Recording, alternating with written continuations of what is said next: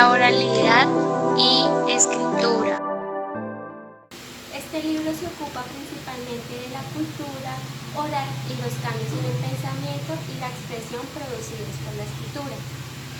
Encontramos 4 etapas de la evolución de la oralidad. Encontramos la cultura oral, la cultura caligráfica, la cultura de la imprenta y la cultura electrónica. Por otro lado, encontramos 2 tipos de oralidad: oralidad primaria y oralidad secundaria. La oralidad primaria, que se refiere a las culturas que solo la poseen a ella para la comunicación y que permite una activación en la memoria. La oralidad secundaria, este término fue inventado por el autor Walter J. Owen, referido a la cultura del lenguaje de los medios de comunicación. También se habla de la literatura oral. No es la articulación verbal oral en esencia idéntica a la expresión verbal escrita. Prealfabetismo. Revela la oralidad, el sistema primario de lo modelado. Las vocalizaciones. Aunque las palabras están fundadas en el habla oral, la escritura las encierra tiránicamente en un campo visual.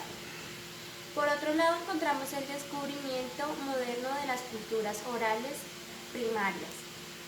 Tenemos a Saussure, un lingüista suizo, que sostiene la opinión que la escritura simplemente representa en forma visible la lengua hablada.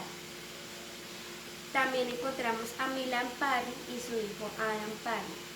Virtualmente todo aspecto característico de la poesía homérica se debe a la economía que le impusieron los métodos orales y la composición. También encontramos a Eric A. Havelock, experto británico en filosofía y literatura. Extendió los estudios de Parry y demostró de manera contundente cómo los inicios de la filosofía griega estuvieron relacionados con la estructura del pensamiento originada para la escritura.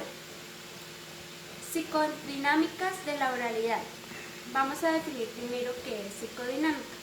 Psicodinámico es la ciencia que estudia procesos mentales.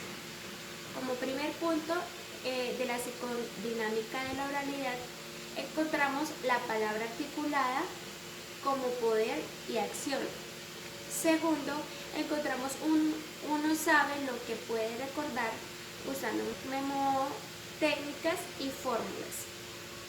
Otras características del pensamiento y de la expresión y condición oral: acumulativas antes que subordinadas, acumulativas antes que analíticas, redundantes o copiosas, conservadores y tradicionales.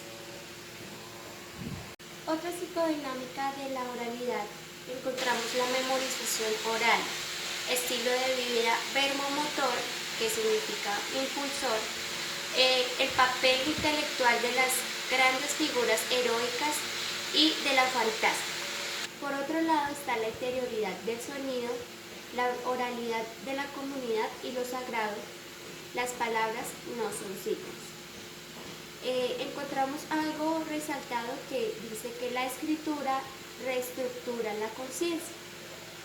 Tenemos en el texto que dice: sin la escritura el pensamiento escolarizado no pensaría ni podría pensar como lo hace, no solo cuando está ocupado en escribir, sino incluso normalmente cuando articula sus pensamientos de manera oral. Más que cualquier otra invención particular, la escritura ha transformado la conciencia humana. El discurso autónomo. Como el oráculo o el profeta, el libro transmite una enunciación de una fuente, aquel que realmente dijo o escribió el libro. El autor podría ser cuestionado solo si fuera posible comunicarse con él o ella, pero es imposible encontrar el autor en el libro. No hay manera de refutarle el texto directamente. Platón y la escritura.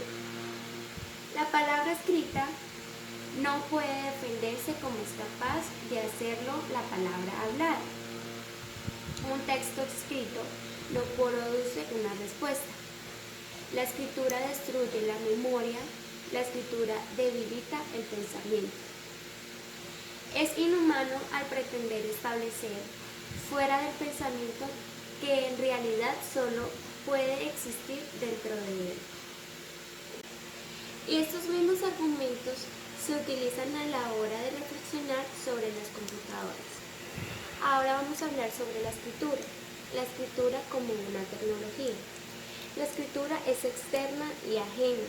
La escritura necesita de herramientas para hacerse posible. La escritura es artificial y no hay manera de escribir naturalmente. No surge del inconsciente, es regida por reglas ideadas conscientemente. Al afirmar que la escritura es artificial no significa condenarla, sino por el contrario, se está elogiando, como otras creaciones artificiales. Y en efecto, más que cualquier otro, tiene un valor inestimable y de hecho esencial para la realización de actitudes humanas. Lo impreso, pues, representa y refuerza y transforma los efectos de la escritura en el pensamiento y la expresión. Los efectos más sutiles de lo impreso sobre la conciencia. Primero, tenemos que la impresión sugiere que las palabras son cosas.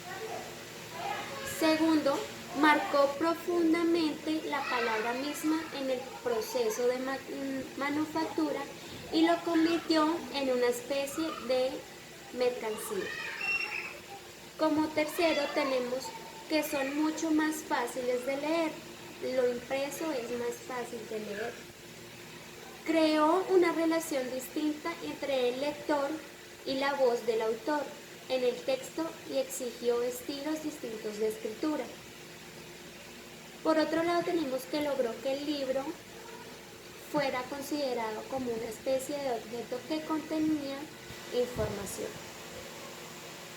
También tenemos que estimula y posibilita en gran escala la cuantificación del saber.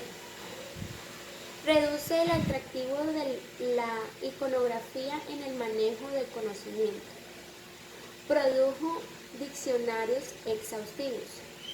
En la importancia del impreso, también se encuentra que fomentó el deseo de legislar lo correcto en el lenguaje. Fue un factor principal en el desarrollo del concepto de una vida personal privada. Creó un nuevo sentido de la propiedad privada de las palabras, o sea, el plagio. Por otro lado, hablaremos de la línea narrativa. Es el género más estudiado desde el punto de vista del cambio de la oralidad a la escritura. Ha sido la narrativa, ya que en todas partes hay un género muy importante del arte verbal, o es un género importante del arte verbal. Las funciones de las culturas orales primarias utilizan historias de acción humana para guardar, organizar y comunicar mucho lo que saben, reunir una gran cantidad de conocimiento populares en manifestaciones relativamente sustanciales. Une el pensamiento de manera más extensa y permanente que los otros géneros. El escrito puede someter la inspiración inconsciente a un control consciente. Para la caracterización eficaz en la narrativa hay que identificar la producción del personaje, y las hay de dos tipos. Posee lo incalculable de la vida. El personaje redondo de la ficción representan ante la conciencia actual como es la existencia humana. Personaje plano, el tipo de figura que nunca asombra al lector, sino que antes bien lo deleita para actuar precisamente como se espera que lo haga. Muchas gracias. Mi nombre es Tatiana Yáñez. Lo anterior fue un resumen sobre el texto de Oralidad y Escritura del escritor Walter J. Ong.